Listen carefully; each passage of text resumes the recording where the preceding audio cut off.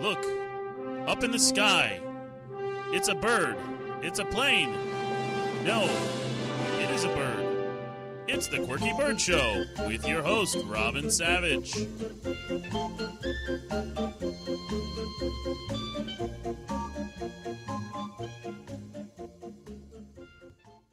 All right, welcome to the Quirky Bird Show here on theartsradio.com. We talk about all things quirky in the world of the comedic arts. Woohoo! And my guest today is Jonathan James Winthrop Purvius III. People call me Quirkiest Maximus. That's right. 'Cause I'm a little quirky. A little quirky. That's why you're on the Quirky Bird Show. Quirky. As always, we have a topic every single day, and well, not day, week, every single show. Really? What's the Yes. topic today? The topic today is comedians who also are speakers. Comedians and also speakers. I like it. Why would I have Sean Purvis on here? Maybe. As always, I always try to chum up the waters to have a quirky question of the day. Quirky question of the day. And today, I didn't get a lot of responses. And earlier, my friend Sean here said because the question was stupid. So, No, I think stupid is a little harsh. What I said, it was boring.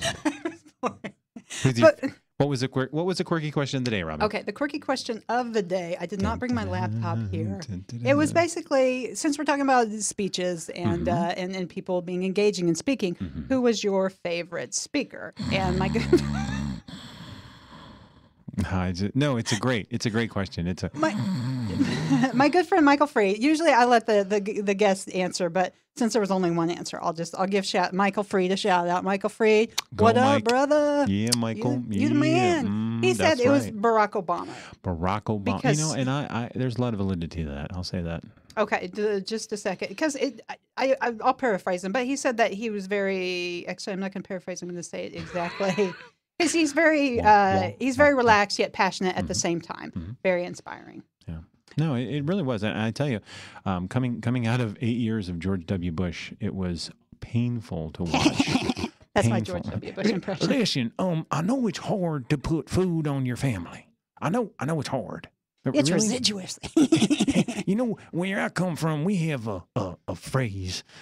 It says, "Fool me once, shame on you," and well, you better not fool me a second time. It's like, really? And then Barack Obama comes on the scene and we're like, oh my God, a man that's eloquent. You know, he could put together a sentence. And he's cool. He doesn't even walk. He just kind of glides. He's just sort of like, I glide when I I'm walk. here now. Yeah. Hi. My name is Obama. So, Sean, Yes. who is your favorite speaker? My favorite speaker? Well, that's a silly question. Me. Who's my favorite speaker? Besides you. Besides you. me. Is me also a second choice? Can I go for Sean Purvis as a second choice? Go with me again. I'm going to go with myself. Go ahead and ask me my third choice. Okay. So if you and Sean Purvis were to die horribly in an accident, who would you want to be the third person that you watched? I don't want to do the show anymore. This doesn't sound very nice. Okay, so let's say you're dead. Okay. Now, who's your favorite speaker? I don't know. Wherever I'm going, I would say if I went north, then God would be my favorite speaker, and if not, then his not so happy child. So, Well, Hitler was a good speaker. He's probably in hell. Hitler. Wow, we went from you dying to Hitler. How do you feel about Hitler? I don't know. Maybe people misjudged him. yes. You don't know. He missed his calling as a pizza guy, I think, Awkward. So, no, my favorite speaker, wow. I mean, what do you follow up with that? By the way, I was mentioning Hitler and then your name came up, No, honestly, I've run into a lot of really great speakers, and I tell you, the greatest speaker has to be the person that shocks you. And I'm not even going to give you a name because every single person has the potential inside of them to reach out to anyone and any group of people. If you're standing in front of 4 people in a room, you are now a speaker and they are your audience. Mm-hmm. And if you take command of the situation and you have something worthwhile to say, because people's attention span is just getting slower and slower.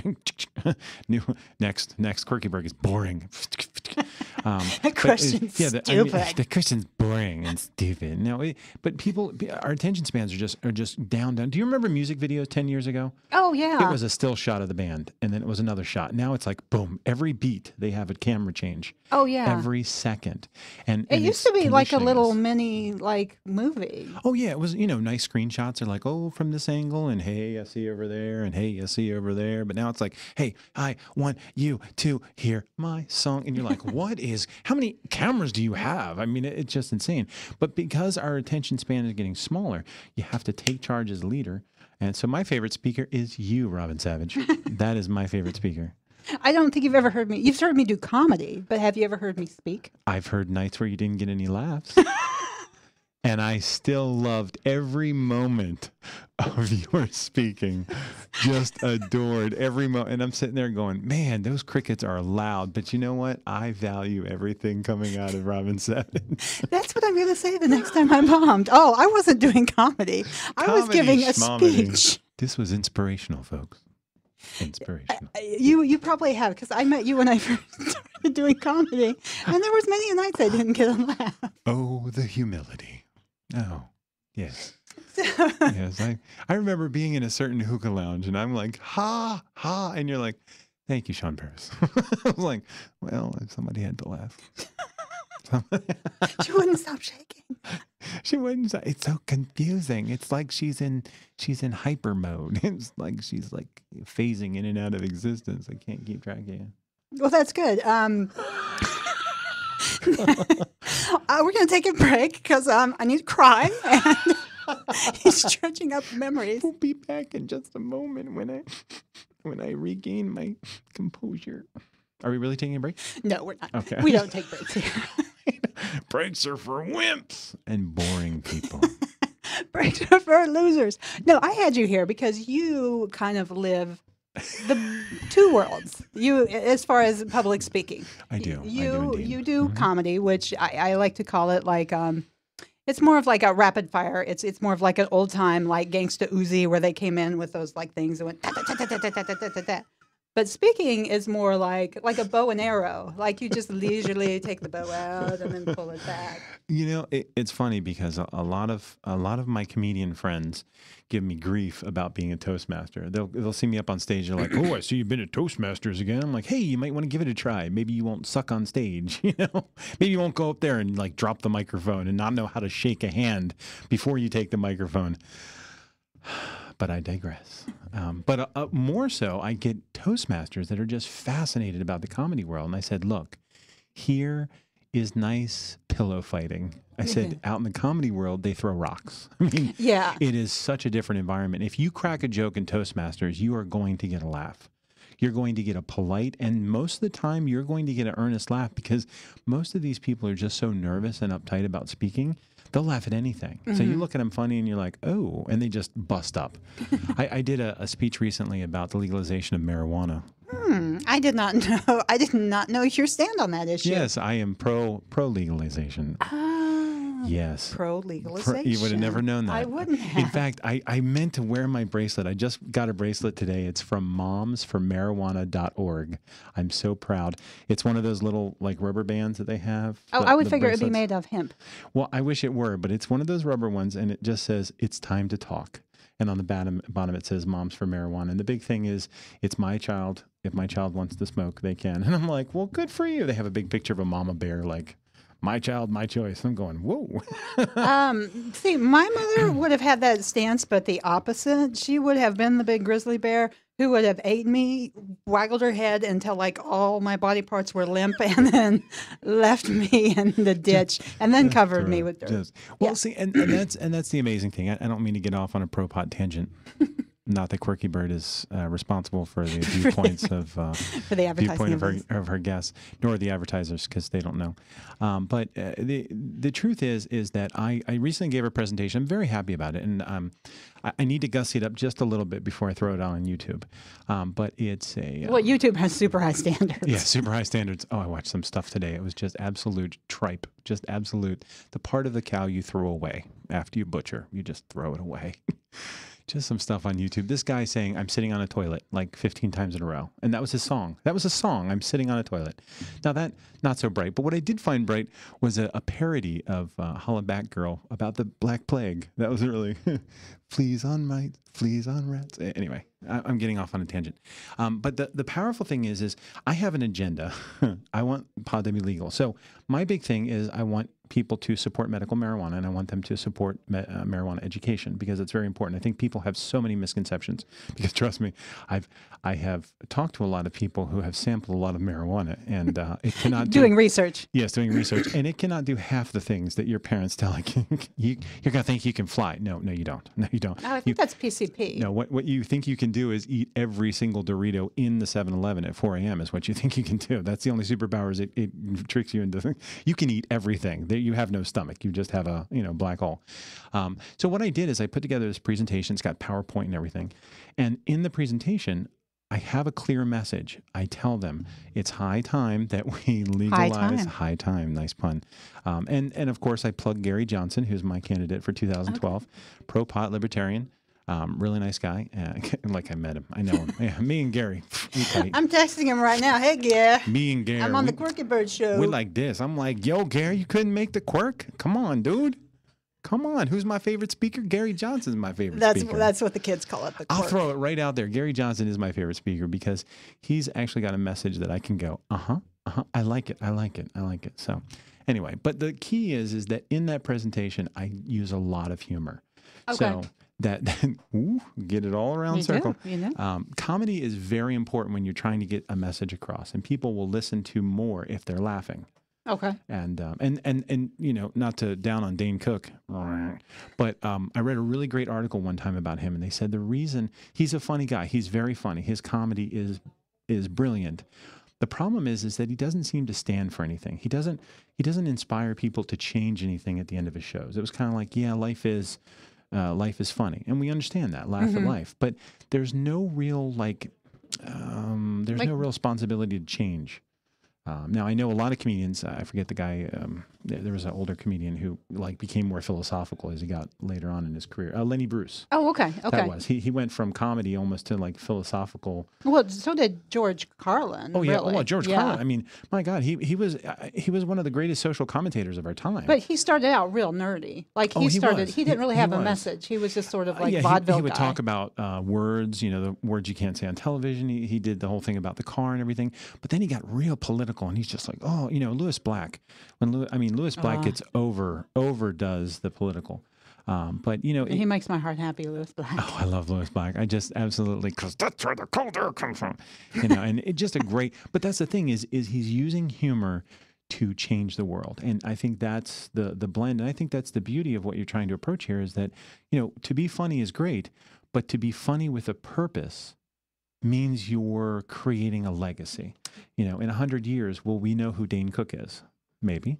In 100 years, will we know who Lewis Black is? Probably. Yeah. In 1,000 years, are we going to know who George Carlin is? Yes, we are. Yes. Because you don't forget him because he made such a mark. And you actually left a George. You could watch him on TV, leave a show, and you're just like, wow, I really need to change some things about my world. I mean, it's funny to laugh at, but wow, it's disturbing. I really, you kind of leave a nugget of truth in their head, and you're like, maybe I need to vote differently next election. I don't know. So, I mean, that's very powerful. Give a shit. Maybe I should start caring. I met a really interesting guy, and I was trying to get him on my show, but apparently. But she had to go with me instead. Well, no, we can have more than one guest. But he's a guy who has a stutter, and he's a comedian, yet he's a speaker. And he goes around and gives speeches, and sort of like his thing is like, I stutter, but I'm a speaker. And he told me the same thing. He said to have a really good speech, he goes, you need a message and you need it to be funny. Mm-hmm. So that's the two things. And that's what I do through Toastmasters. Toastmasters are so eager, and that's the other thing. And I can't say enough about this organization. And I love it because, first of all, it's nonprofit. And nonprofit organizations are so wonderful because you never feel bad plugging them. because you're not like, okay, some, Mr. Toastmaster sitting there raking in his millions. No, there are literally 4 people who work for Toastmasters International, and these are 4 corporate people. The rest of them are all volunteers. It's a volunteer organization. Our members make up our leadership. And that's the beauty of it, is that it's, there's no agenda. We're not trying to back one political partner or another. It doesn't matter. It's kind of like the Florida Blood Services. I love them. Their big thing is elect Philip A. Pint for 2012. Philip A. Pint. I'm like, good for you. They're good with the puns. Thematic jokes. But again, it's funny. And because Iguana donate blood. Double guns. But the important thing is with Toastmasters, they're so hungry, and most of the Toastmasters have technical training. They do like corporate training, and it can be very dry because a friend of mine is doing the new tax code with the new health reform, and you have all these things where you're like, okay, you have to fill out these W-2s, and you have to report at the end of the year, and you have to fill out 15 boxes, and everybody's like, But instead, you sit there and you go, hey, we have a $1.75 billion. Do you know what a $1 billion looks like? And then she flashes on the screen of that. And it's like, oh my God, that's funny. And it's just a little bit of humor. It wakes you up. It gets you interested again. And then you can go on with the drudgery. Technical, funny. Technical, funny. So you're saying like you can you can put all the dry and boring stuff and stuff that you need to be told, but you like sandwich it. Exactly. You make it like it's very beautifully like a sandwich. The funny is the jam. It is the jam. Yeah. You ever had peanut butter just straight out of a spoon? It's like, I mean, it's good for you, but you put a little jelly on there. Put a little jelly. Comedy's the jelly. Comedy's jelly. It's just like a big old jelly. It's just like a jelly sandwich. Now you, Sean Purvis, and you were on another show that I did at one point, and I remember that. That was mayhem as well. It was mayhem, and I'm going to bring up a little point that I had brought up there. I tried to join Toast, and I did like it. I've got children, and it was at 7:30 in the morning. Yeah, but I I'm like, oh yeah, I'm a comedian. I want to join Toastmasters, and literally 2 people were like, oh my God, Sean Purvis. And I'm like, he does not garner that respect in the comedy world, but yeah, I know Sean. But you like, people really respect you in Toastmasters. Well, and that's really the beauty of Toastmasters is that you walk into some place, and if you've been in Toastmasters for any length of time and you compete. I got in there. I was barely in the organization 6 months before I was like, oh, I'm sorry, you have competitions? Heck yeah, I'm going to be in your competition. And I have never gotten a single trophy, a single plaque, a single award for any kind of youth sports or anything like that. But I literally have an entire bookshelf at home that is filled with trophies and plaques and just everything you can imagine from Toastmasters. I have won so many I've won probably in my 6-year span. I've won probably anywhere between 20 and 25 contests. Now you went like way up there at one point. I went way up. I went one level from the end, if you will. There's an international competition every year. It starts in February, I want to say. February is the club contest. Now, the club is you and your 20 people that get together every week. That's your club. Now, every club is part of an area. Every area has about 4 or 5 clubs in it. So now you went from your 20-person club to about a 100-person area. Okay. Then from area, you go to division. Now, that's about 500 people. And then from division up there, now you're talking about $3,000. So out of 3,000 people, you have a district. There are about 90 districts in the world. Wow. And when I won district, I became one of 90 people worldwide to compete in Las Vegas. So you beat out thousands of people. I beat out thousands of people, and I went over time. But we don't talk about that. I got drunk on power. I mean, come on. How many times you go past the light? Oh, so you went past the light. I went 8 seconds over. I had 7:38 was my official time. Oh, did you get disqualified? I was disqualified. And what killed me is I had one of the speeches. I had one of the judges come after me afterwards. He drunk off his keister, and he's like, listen, if you hadn't gone over, he would have won. And I was like, I hate myself bad enough. No. What I did was, I'm sorry. Are both of these vodka? yeah, that was the night I walked home from my hotel. Just, oh man. I But was so you schlossed. went all the way to But Las Vegas. it was amazing. I don't regret a second of it. I mean, it sucks that I went over and I disqualified, but it was such an eye. There were 2,000 Toastmasters in attendance in Las Vegas. Wow. Never been to Las Vegas before. They flew me out there. They have ladies that you can talk to for a price. Let me tell you. Are we kind of like, I don't know. I was kind of PG on your last show. Are we kind of like PG-13? Yeah, you can. Okay, good. Okay, well, let me tell you about the fascinating thing in Vegas.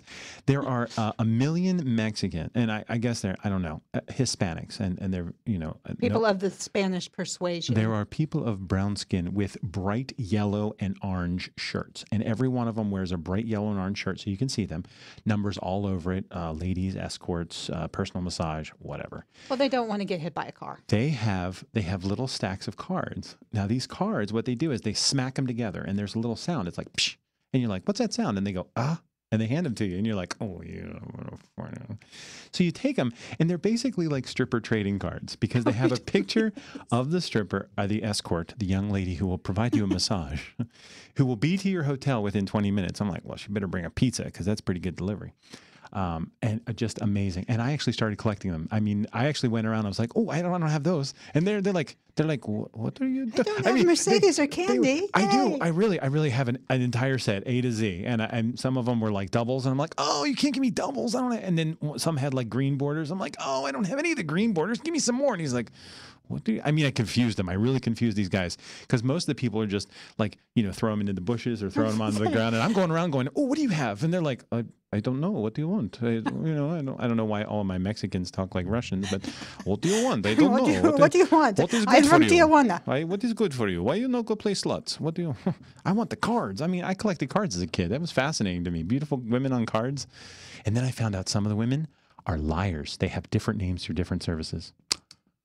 You can't trust a person on Well, and some of them may not exactly look like the card either. I don't think any of them look like the card. let's be honest.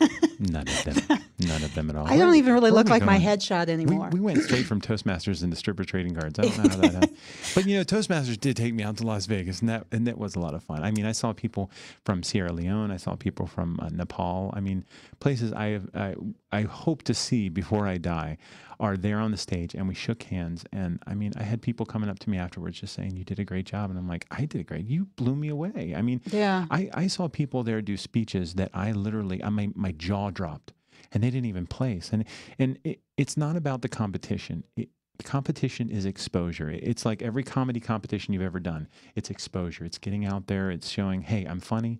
You can judge me if you want, but if you have to judge me for me to be in front of a new crowd of 100 people, you go ahead and judge me. You go ahead and give me a trophy. Don't give me a trophy. I don't care. Yeah. It's exposure. So it was just wonderful. Just truly wonderful. Now, how do you, because I've heard a couple of your speeches, because there's, back when we used to do the open mics a lot, there was a couple times you went to the open mics and you're like, I'm sorry, I've got this competition, so I'm just going to do my speech. Yeah, that's really, you would never do your comedy at Toastmasters, but you will do your Toastmasters at comedy, because open mic is kind of like 14 comedians in a room going, you're not funny. And it depends on the open mic too, because I mean, there's open mics where there are all some good arts, ones. where if you can tell a poetry, and nothing wrong with poetry, but if you can do poetry or beatbox, or I mean, there's some that's just like do what you got to do on there. Yeah. But how do you come up with your, that was my whole thing with the summer I did Toastmasters. I had a couple topics I wanted to talk about, and I did a couple speeches, and then after that I'm like, I'm done. I'm out. I can't think of anything more interesting about myself. Yeah. And that's common. A lot of newer Toastmasters run into that. And really, by the time you're doing your entire Distinguished Toastmaster program, you'll have given about 40 speeches. Wow. And you go, holy crap, what can I talk about for 40 times? Don't try to change the world with every speech. I've heard speeches on how to tie an anchor. And is that world quality material? Probably not. But somebody went to the international competition with a bucket, and they talked about a hole in their bucket. And I think that's a song. But anyway. It's a never-ending song. Some people, Darren LaCroix, great Toastmaster, actually one of the world champs. I had a pleasure to meet him, and also Ed Tate, really great, again, world champ. He was 2001. Darren LaCroix, I think, was 2005, 2006. Don't quote me. Great guys.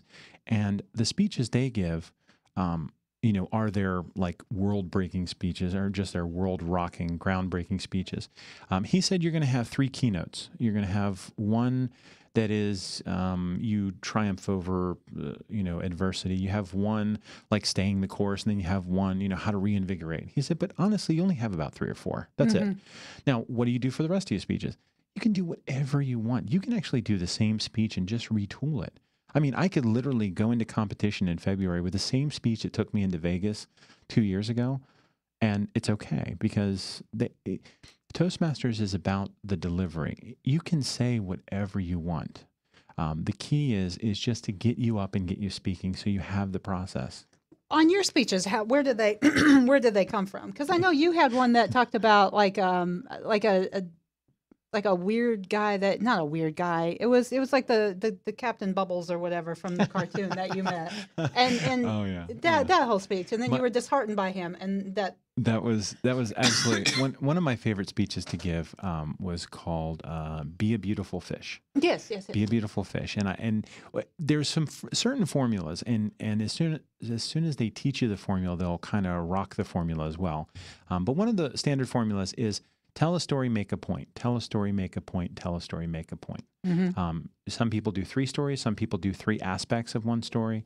When you look at all the fairy tales, they're all in 3. 3 little pigs, the 3 bears. Well, jokes come in 3. Yeah, jokes come in 3. Yeah. So 3 is very powerful because 3 is actually the minimum number you can use to actually establish a pattern. So the number 3 is very important, and there's a reason why everything falls in 3s. So in Toastmasters, no different. Think of three stories you have that all illuminate one single point. And what I typically say to Toastmasters, because I get this a lot: how do you write a speech? How do you be funny and write a speech? I said, look, first of all, don't try to be funny. Yeah. Do not try to be funny. And actually, I had some Dave Celestian mentioned this about Billy Crystal. He said that Billy Crystal will not try to be funny. He'll just try to write a story and drill it down, very objective, just all the facts. I went to see my mom. She yelled at me. My mom is, blah, blah, blah, and just drill it down and drill it down. And then when you get all the facts on, then you can be funny. Then you add the funny in. And that's what I would suggest. Just try to think of a story you wouldn't mind telling 100 times. And that becomes your speech. Well, and also I think with the funny, and I think it depends on who you are. I mean, I wrote like a little 5-minute play just because I'm doing this nerdy little thing, and I was actually me. Oh. I was actually thinking like, okay, I want to write this 5-minute little like 2-person play, and I'm going to make it serious because I'm a comedian. I never do anything serious. And while I was writing it, it just became funny. I think part of that is who you are. So even if you're writing like a memoir of like, I remember when I met Captain Pete and, I thought he was a great guy and he wasn't very nice to me. Even when you're writing that, if you're a funny person, I think the funny just naturally comes out. And it is. I mean, when you look at your comedy, you have a lot of your comedy based around things in your life that you can't change. You laugh about your childhood. You laugh about your current situation. You laugh about your health. Yeah. I mean, to laugh about your health is such an important thing because you can't change it. So you can either sit there and go, oh, I'm fat. I mean, of course you say this because, I'm svelte. I mean, look at this heifer. No, but I mean, I could sit here and be like, oh, I'm fat. Pity me. I'm going to go walk in front of a bus. Or I can go, hey, you know what? I'm chunky, and all you people are going to chase me down should the zombie apocalypse come because I'm the only one packing a few extra rations.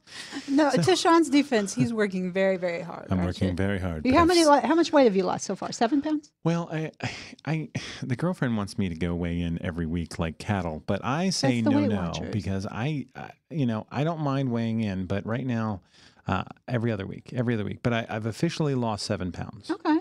7 pounds in 2 weeks. And I think with my current exploits, because I'm working out and I've got a new job where I'm sweating to the oldies, we're going to be losing a lot more. But if you can laugh about life, it's so important because you just have to. You have to laugh about life.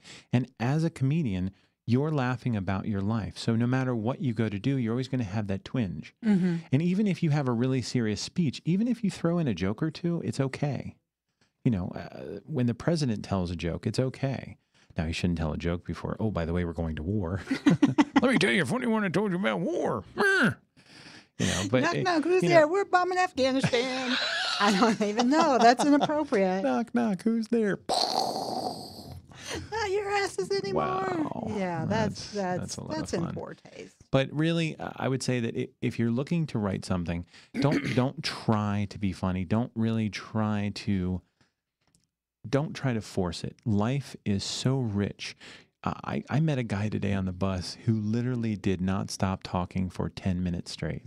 And I'm a talker. And this man literally, at one point, I just wanted to put my hands around his mouth and just see if it was physically possible to stop him from talking. He told me everything. He told me he was in New York and he would kill somebody for me. And he married an Italian that was married to the mob. And, that's a lot for a stranger on a bus to say he'd kill for you. He owns the cops, and he was talking to a kid that owns the cops. And I was like, wow. And he literally told me he was legally insane.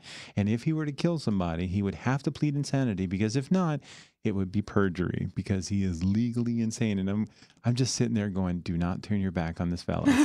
and the amazing thing is that literally happened in the span of 10, 15 minutes. But that is enough material to go, okay, how many other crazy people have I talked to in my life? Yeah. Don't judge crazy. And that's a perfect way to start a speech. You want to have a main message, and you want to have points to illuminate that message. That's all. That's all a speech is. That's all anything really is. Comedy, the same thing. I have a purpose. I'm a mom. I want to make other moms feel good about mothering. Mothering is hard. Mm-hmm. That's your message. Mothering is hard, but it's doable. So let's laugh about it. And then the next time you look at your kid and they've decided to paint with fecal matter, you go, you know what? I'm going to laugh about this, because otherwise I'm going to cry. Because there's nothing funny about fecal matter. There's no way to get peanuts out of a carpet, especially that shag carpet that was one of a kind from the 60s that you got from, you just have to laugh about it. And that's the beauty. So you find your message, you find stories to illuminate that message. And don't worry, if you don't have the message, you don't have the stories, whatever.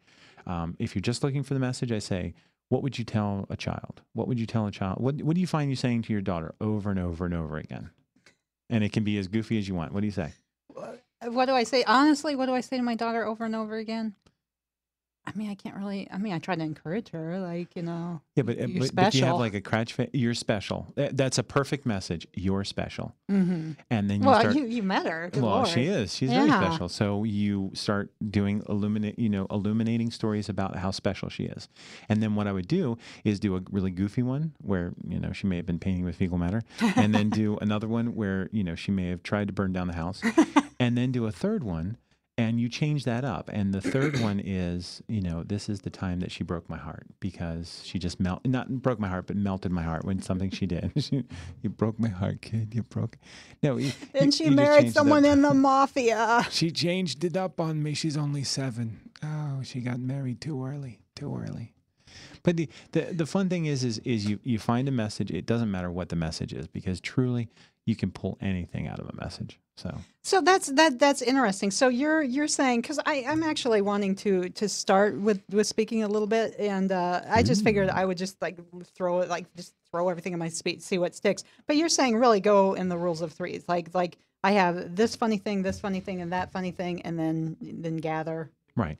Well, there are certain things, and there are further steps. I mean, we're just talking about very basic stuff here, but there are some things you need to know. Like, for example, adult learners have about a 20-minute attention span. Mm-hmm. So if you're planning a 45-minute keynote, you want to have 1 or 2 breakout sessions. And a breakout session is simply, hey, everybody, I want you to go ahead and pair up with your partner, and I want you to meet them. I want you to say hi. I want you to introduce. I want you to find one interesting thing about the other person. And then I'm going to call in some random people and see what's going on. So if you're a keynote, you can do crowd work in a keynote. You can do crowd work. Really? There is no rule. And if you're in front of 50,000 people, there are some limits to what kind of crowd work you can do. But you can call people out. I mean, I recently gave a speech to 300 people, and it was supposed to be 50 minutes about surviving the workplace using humor. 50 or 15? 50. 50. 50. Okay. And it turned into 30 minutes at lunchtime over them gnawing their food. Wow. Yeah. So the front 20 people were listening to me. The back 280 were chowing down, and they could care less. And they were having their own conversations. I'm the one with the lapel mic, and they're talking over me. So I found a lovely lady all the way in the back of the room with a red hat. And I was like, excuse me, who are you? And they were like, oh, no. I'm like, are you listening?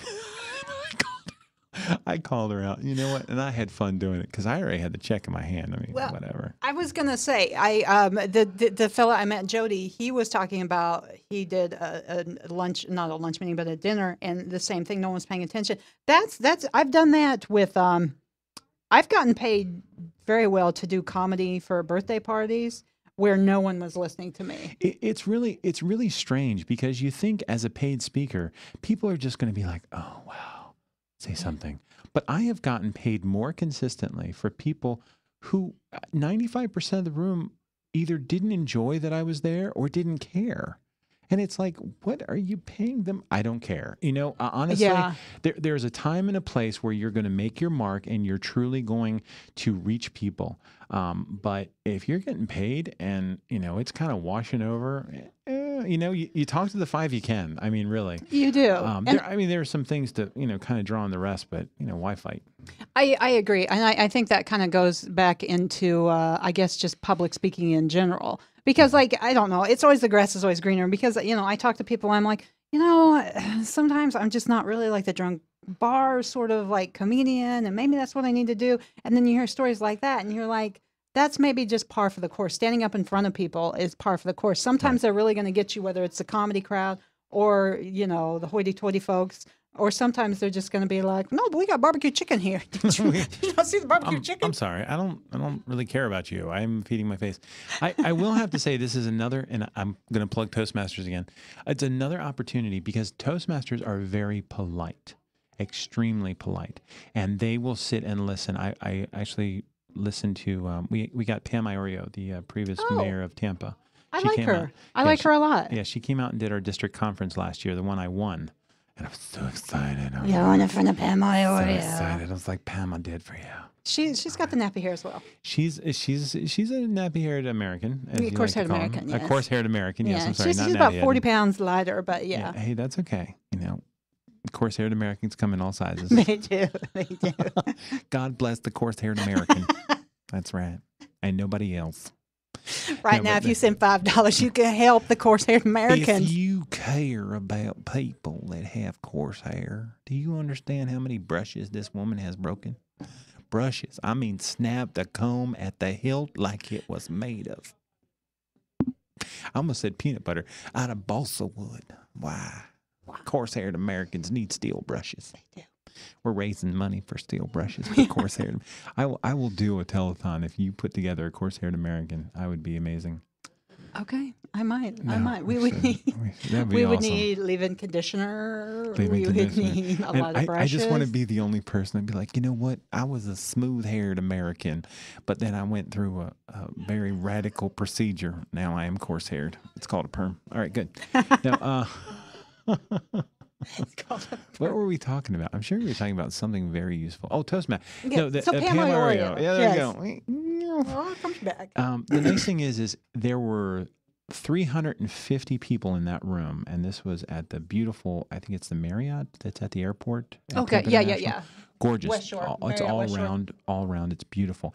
And every single one of those people, I'd say 300 were listening. And that's the beauty of it. Toastmasters are extremely respectful because they know what it's like to be in front of the crowd. Mm-hmm. And they're not going to pull a lot of the crap that other people are. Because when you're talking to a company, chances are 95% of the crowd have never gotten up in front of someone and had to speak. Yes. But Toastmasters all have. And every single one of them is like, I'm going to sit here and be the audience that I would want that person to be if Pam Iorio was in my crowd. Yes. And that's the beauty of it. So if you really want to rock the world, I'd say put your speech together, get back to Toastmasters at a more reasonable hour, and then get into competition. February's you need to knock out 6 speeches by then, but you can do it. But I thought the humorous one, because I actually Humorous one just wrapped up. Up. Okay. The district actually is coming up in November, and that's in Clearwater Beach. We're having District 48 over in Clearwater Beach. It's November something. And if you're really interested, of course, you can check out SeanPurvis.com and email me, and I'll find you some info about it. But that's going to be the humorous competition, and that's going to be the district, the end-all to end-all. So that'll be a lot of fun. So that'll be a hoot and a nanny, as it were. And a nanny. And hoot and a holler. okay. All right. And Yeah, that's good. I don't even know. and my what we're daughter's out there, right? We're Yeah. Okay. Still here? Good. Glad to hear it. No one abducted the child from from what are we on? It's All Talk Radio or something? Yeah, it's called Talkwad now. Oh, Talkwad. Yeah, I think that sounds a little dirty, but I think, hey, you Talkwad. hey, what do you think you are, some kind of talkwad? What do you think? I don't know. You really did it. I just don't want to do it again. Just be hacky. I'm really sorry I had beans and rice for dinner. I'm sorry. I had beans and rice for lunch. Oh, really? Okay, so then I can just burp us all. Yeah, so we're canceling each other out. No, I think that's 2 times the beans and 2 times the rice. I don't think it's canceling out. I think it's just making it worse for all the people who didn't have beans and rice for lunch today. Now, I was also told if you want to get better at the speech writing and speech making to do like Rotary and Lions Club that that they're a really receptive audience and you can kind of it's sort of rather than having like an open mic per se like you have in comedy or like music or poetry that you could go to these community events, even Chamber of Commerce, and give the speeches and they won't pay you, but it's a good way to. Have you done that? Have you like gone to Rotary clubs? I haven't done Rotary yet, but I have quite a few friends. In fact, Tracy Kanan told me about Rotary. Yes. She said that it's a wonderful opportunity because they're really receptive and it's an amazing networking. And that's what I tell people about Toastmasters as well. It's amazing networking. So it doesn't matter if it's Rotary, Chamber of Commerce, whatever you can get into. There are a lot of groups out there that need people. The bus, PSTA, Pinellas Sun Coast Transit Authority, has a speakers bureau that will actually send someone to your place of work to teach you how to take the bus. Oh. And now they get paid for that. Why don't you do that? I know. I'll teach you how to take the bus. Don't. No, I'm just kidding. It's great. But the amazing thing is... There are people out there who tell you they would kill someone for you. The people out there that scare you at the bus stop and it's really inappropriate and the bus drivers yell at it sometimes. But it's really cheap. It's cheaper than a gallon. It's almost getting to the point you can ride the bus all day for a gallon of gas. That's almost, we're almost at that point. It's $4.50 to ride the bus all day. Gas right now is $3.70. So in about 80 cents, which OPEC will do before next summer. And this is what they do. They raise, and then they slow down. Then they raise, and then they slow down. But you never get cheaper. And it's just not happening. But anyway, they have speakers bureaus. And there are so many speakers bureaus out there because this is a great way to get information out. So if you have a message, you have a message. Everyone has a message. When you're ready to give that message, there will be opportunities. What you just have to figure out is what you, and really say to this people, what would you not mind speaking about 100 times? Okay. And that's what if you find yourself talking about crocheting all the time, I love crocheting. It's something I knew I came into. That's super masculine too. It makes me feel like a man. But, I do a couple triple stitches and a couple box stitches, and I'm like, yeah. No, I love Who's your sweater, huh? Who's your sweater? Gonna make a doily. No, if you find yourself talking about crocheting or parenting or fishing or politics, whatever you find yourself talking about primarily, that's typically what holds your interest. So if you have something to say about whatever it is you're talking about anyway, why not put together a 25 to 30 to 45-minute speech and then shop it around? That's what I was going to tell you too, or ask you. Because like a lot of things aren't set in stone when it comes to comedy, but the few things is like, if I want to be in a comedy, what do I have to do? Well, you have to have 30 minutes to be a feature. You have to have 45 minutes to be a headliner. Do they have those kind of rules in Toastmasters, or not, just speaking engagements? With speaking engagements, you are going to get everything. You are going to get very small engagements, but the problem is you're typically going to get longer. Mm-hmm. When I do a private roast, my involvement is anywhere between 90 minutes to 3 hours. Wow! And I mean, I get money for it. I mean, I've been paid best when I'm doing private roasts. Because everybody wants to boil, grandpa or the husband for 50 and whatever. So I'm making good money. Most of your corporate gigs are going to fall between 30 minutes and an hour. So if you have like a good speech that's like between 30, that's what I was saying. Because I was thinking in my head, like, what if you got a really good speech, but then like you can always fudge on comedy. You can always be like, oh, I got paid to do, 40 minutes, but I only have 30. But you could do 10 minutes of crowd work. But and that's the beauty of it is that when you have your speech, again, you've only got about 20 minutes of straight speaking before people start to nod off. Mm-hmm. So start thinking, okay, if I had to do this in 20 minutes, it would be like this. But if I had to do it in 40 minutes, what can I add to my speech to stretch out time? And that's really, and it's not like you're trying to cheat them or anything. You're giving them a better experience. Mm-hmm. I'm going to give them crowd work. I'm going to give them audience participation. We're going to do Q&A. We're going to do exercises. I mean, if you're teaching people about parenting, then do some role playing and say, okay, one of you gets to be the child and one of you gets to be the mother. All right. So for the next minute, I want the child to just yell and scream. And I want them, as the mothers, I just want you to practice some basic phrases that we've already gone through, like, honey, I love you. It's okay. I understand, you know.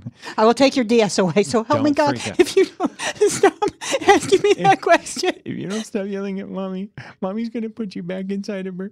And I don't think you can breathe because the umbilical cord was cut a long time ago, so don't start it. Mommy will take him out of this world. Okay, so obviously, but see, that's the beauty of it, is that you can do a speech about mothering and you can do the very same things we just did. You can make them laugh, and then you go, okay, folks, we obviously can't do that.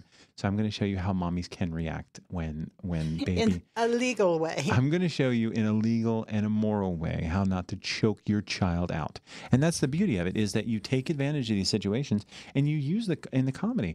Maureen Sullivan has been brilliant at, she's got the experience and she gives all of these dry, boring nursing presentations, but because she incorporates comedy, they just love her and they keep asking her back time and time I was again. going to say, she's really developed a niche for herself. Oh, yeah. She's doing really well. Yeah. But you can develop that niche anywhere. You can develop that style. If you have the comedy, you already know the hard part.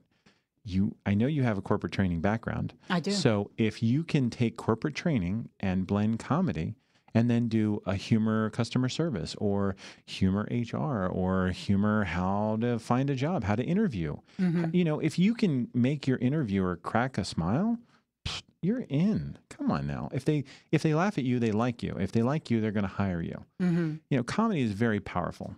I agree. Yes. Yes. Baby. This will be the last show. Quirky Berg is now going on to comedy corporate training. Actually, I won't be here next week. My good friend Aneria is going to take over because I have something very similar, but it's more of a training. It's not a not a speech making. Speech making. You're gonna make with the speeches. But it does seem like the more you get into it, it does seem like everything can sort of meet and meld and marry and then go. Because if you do train, and I've been looking more into the speaking, if you do train, then speaking is sort of training, although, you know, if you get into actual like 4 hours of training, it's not just going to be one person speaking. But if you're there for 30 minutes, you're not going to hand out, you know, pamphlets and say, right, let's go to page number one. And you're going to learn. And really the beauty is that you keep learning. I've done probably a dozen corporate gigs now, and every one of them has been different, and every one of them has taught me so much. Mm-hmm. And the thing is that if you're willing, the opportunities will open up. They truly will. And you just have to keep your eyes open for it, and you have to keep beating down doors, and you have to keep, oh, by the way, I'm so-and-so. And you may hand out 1,000 cards, but you get 10 leads. And, yes. And that's a beautiful thing. So you're always, it's like comedy. You're always on the hustle. Always. Oh, every day I'm hustling. I love it. I love it. I really do. Every time I stand out there with my little sign shaking, I'm going, well, this is me hustling. Not very well, but this is me hustling. I need to hustle harder because this is not hustling quick enough. Now, I have a question for you. If someone waved a magic wand, yes. And say I'm the omnipotent Corkella. Wish you are. And I can wave a magic wand, and I can turn you into like a Chris Rock type of famous comedian, George Carlin even, like, sure. like the upper echelon. Okay. All right. Or I can turn you into Tony Robbins. Which one would you be?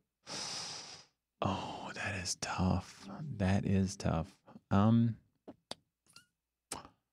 you can't be both. It can't be both. Can't be. But see, I would argue that I can. I would argue that I can. And this is why I would say I wouldn't go for George Carlin because I think George Carlin was very bitter, or at least he came across bitter on stage. Mm-hmm. What I really like is comedians that really, one of my favorite comedians, and he's so hard to find because Mike McDonald is a famous songwriter. Oh, Highway to the Danger Zone. Mike McDonald is also a comedian on Mad TV. But I know you're talking about the Stewart. But Mike MacDonald is a Canadian comedian that is not that popular. So there are 3 Mike McDonalds out there. Now, the Mike McDonald, I think he spells it M-A-C. He's got really dark curly hair. He's another coarse-haired American. We're out there, people. We're out there. He was on like the 8th annual HBO special way back in the day. And back when there was only 8 years of HBO. When HBO was brand new. But Mike McDonald did a special, and he talked about his family, and he did all these jokes like "My house, my rules." They should make a chorus line, Broadway show. My house, my rules. Because I said so. Because I said, if Johnny jumped off a bridge, would you? And he did life comedy, and it was because at the end of the hour, you laughed so hard about his family and your family. Mm-hmm. But at the end of it, you had that kind of warm, fuzzy feeling you get at the end of a good chick flick. But you still, it was just so inspiring and you just loved it. So if I had to be anybody, if you could wave the magic wand, I would want to be Mike MacDonald. Wow. The original Canadian comedian. Listen to all that, Mike MacDonald. You thought you were in obscurity. I swear to God, I will take this video from Ustream and I will send it to his agent, which is probably him or his wife by now. God bless him. I think he still does the... he's just a guy on Facebook. Someone actually mentioned my name. So great. I'm so glad somebody remembers me. I don't know why he talks like that. He's Sean Connery. That's who he is. I'll tell you a thing or two about comedy. No, it's I think he does the Laugh Festival up in Canada every now and then. Do you want her to come in here? Yeah. Oh God. Oh, here we go. Okay. Come on. It's time. We're about to go G, people. Welcome. Come on. Oh, she doesn't usually get in front of the camera. Oh, good. Yeah. Let's just keep her on the floor there, just with crayons and such. Good job. Thank you, baby. That's great. Just don't trip over any wires. They're good. Oh, Lord in heaven. We're only about 5 more minutes, honey. See, this is professionalism at its best. This is called mothering. You just can't put life on hold. You always have that child. So women, before you start to think about things, remember birth control. Birth control. Earmuffs. No, it's fun. I'm going to be a grandpa in November. That's what you were saying. Yeah, my daughter, bless her heart, she just turned 18, decided to have her first kid.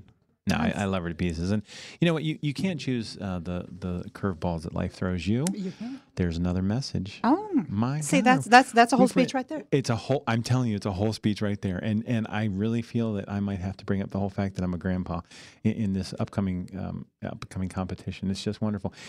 If you have, as a comedian, you already have the comfort of bringing your life to the stage, and that's hard. Mm-hmm. You're basically having therapy in front of everyone. You are.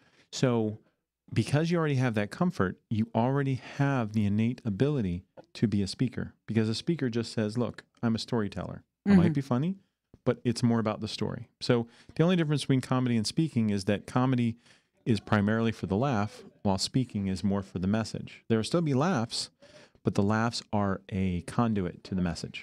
Let's say that again. I watch a lot of Oprah, and she makes people repeat themselves. I like what you said before. So comedy is about the laughs. Comedy's primary goal is about the laughs, but speaking is about the message. Now, laughter can be the conduit. It can be the tunnel through which we crawl to get to that message. Like in the Shawshank Redemption. Which apparently he would have died in the methane. But anyway. Screw that suspension disbelief. But comedy is the serving plate on which the message must be served. I love analogies. But that's the difference. That's the only difference. So, like, if I kill at a comedy show and people get a message, well, that's sort of just the bonus. But if I kill at a speaking engagement and people laugh, that's the bonus. It's really the bonus. The thing is, one of the jokes. I'm trying to think of a joke. You ever go through your life and you're reminded of someone's joke? Oh, it happens all the time. Now, in the moment where you remember someone's joke, that is the perfect blend of comedy and message. Because if you're sitting there cooking an egg and you're just like, Bill Cosby did a whole bit about egg. If you buy an egg at a hotel, how much is it? $1.89. And he actually said, housewife, you ma'am, are you a housewife? Yeah. Dozen eggs, how much does it cost? 29 cents. Now, why is one egg $1.89? $1.89, it better come with an act. It'd be like, hey, I'm an egg, you better eat me. And I will never, every time I eat an egg, I think of Bill Cosby making fun of the fact that hotels price gouge you when they're serving you an egg, when you could buy your own egg for pennies. Now, that is the perfect blend of comedy and message. And when you can get to that point to your speaking where people go, where they walk out and they see somebody shivering in the cold, and you're like, is that a central tremor? It's cold. I mean, the next time they go, is that a coarse-haired American, or did they just have a bad perm job? I mean, that's the beauty of and when they look at and then they remember everything else you said. Like, it's hard to be different. So don't look at our differences, look at our similarities. Because one day, coarse-haired and fine-haired Americans can come together. Can be one. Kwirky Bird. I have a fine-haired daughter. How does that work? I can't hate fine-haired people. I gave birth to a fine-haired American. Kwirky Bird, 2016 for president. First woman president, a comedian. I see it. Honestly, almost like an earworm, who, and this is a local guy who's has been running through my head recently. Who's that? Is Ron Hortman. When he's like, Daddy, why your back go like this and your belly goes like this? Your mama likes it. No, she doesn't. No, she doesn't. That's like almost like a earworm. It's so funny. He does it so well. But that's the beauty of it, is that when you make fun of families, when you make fun of your parents, everybody has parents. And whether they're good or bad, something you could laugh about. And if you can get people to remember that laughter, then they can go on with life. And that's the beauty of what we do. So you just apply the lessons of comedy to speaking, and you're going to rock the circuit. Well, thank you, Jonathan Pervert the third. Pervert? Sean Purvis. Sean Purvis. Sean Purvis. Several hot Asian women naked, purple using red fibers. SeanPurvis.com. That's right. A couple of things before I go. Like I say, I actually do have a little comedy, a little training, a little paid gig. Not just a regular comedy show, but anyway, a little blendy of what I did in my past life and what I do now. So I will not be here, but my good friend Anari Wilson will be filling in for me. Very funny. Also, she is. I think she's going to have Mike Morris, a new young blood in town, and also in beginning of October, I'll make this quick. In beginning of October, we are going to be in iTunes. Well, from October on, we are going to be in iTunes because we are iPodding. We are podcasting. So you kids know what it is out there. iPodcasting. We are iPodcasting, and then when I come back, we are going to have some experimental theater. A good friend of mine, Suzanne Willette, does No Shame Theater, and we are going to have her on there. And I just wrote my first No Shame part, which I was trying to be serious, but I mean funny. Nice. Okay. Anything else? Thank you very much, Sean. Oh, my pleasure. Thanks for having me by. It was a real pleasurable experience. Yeah, that's not weird. Such an awkward note. We here at the Kwirky Bird. You're moist. I was trying to be professional. I have a lot of fun with you, and I think we banter. And you're one of my original friends in the show. I know we're supposed to. We're going over. And he's, of course, American. Be nice to him. Okay, thank you guys very much, and thank you for Sean Purvis. And we will see you next time on the Kwirky Bird Show.